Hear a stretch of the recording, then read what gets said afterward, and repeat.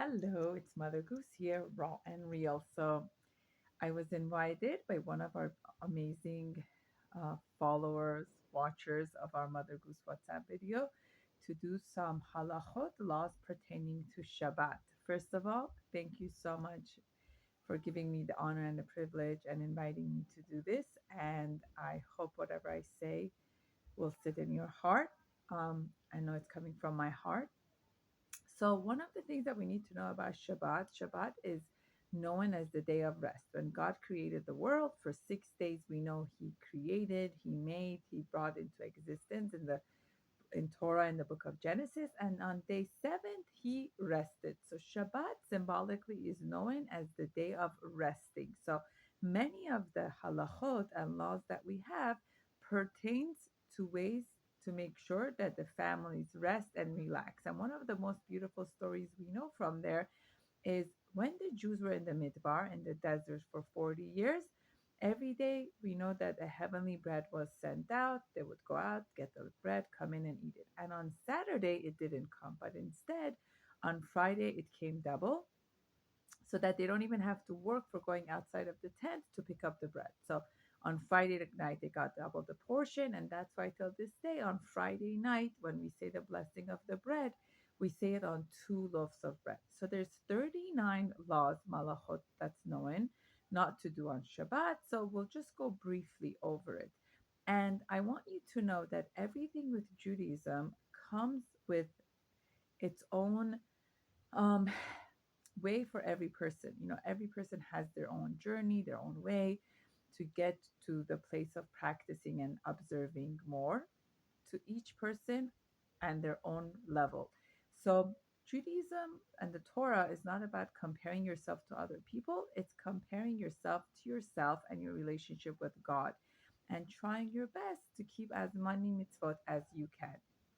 So on Shabbat, some of the ones that are like known by everyone, it's tech-free home. So no technology, no electronics, no cell phones, computers, internet, no turning the switch of light on and off. Everything is put on timer.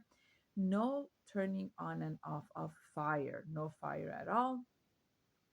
So the food and everything for Shabbat is made before Friday sundown. And then we use a hot plate to keep the food warm. So we do not cook food on Shabbat. We do not go to work on Shabbat. We don't color. We don't write. We don't draw. We don't paint. We don't answer phone calls. We don't plant. We don't sew. We don't, um, what else? Um, we also do not take a shower with hot water. We do not go shopping. We don't do any labor or work or any excessive exercising that it gets you to sweat.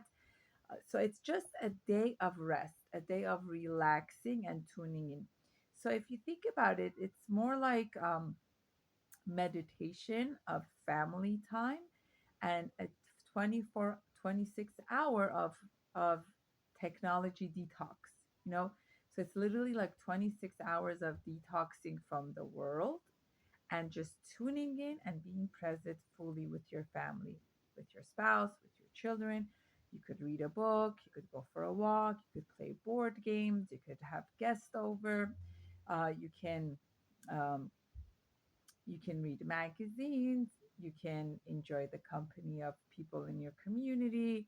So it's all about that Zen part of the week, that part of the week that has to do more with emotional connection and relationship and relating, and not about the social world and the fast paced life.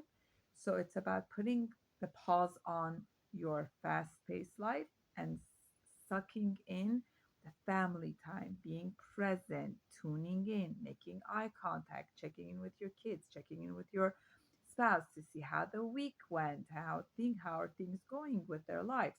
You could walk to the synagogue, to the Beit Knesset, you could walk to the park, and again, everybody on their own pace. So people that are not used to practicing Shabbat and they drive and they talk on the phone, they got to do it a little bit at a time to be able to comfortably adjust. And it's an adjustment, especially if you're married with children. It takes time to make the transition. It's very, very important to have a rabbi and a mentor that can work with you and your family together, because the peace in the home is one of the biggest important factor for God. Peace and harmony in the home is significant. So this will be our part one of our Shabbat talk.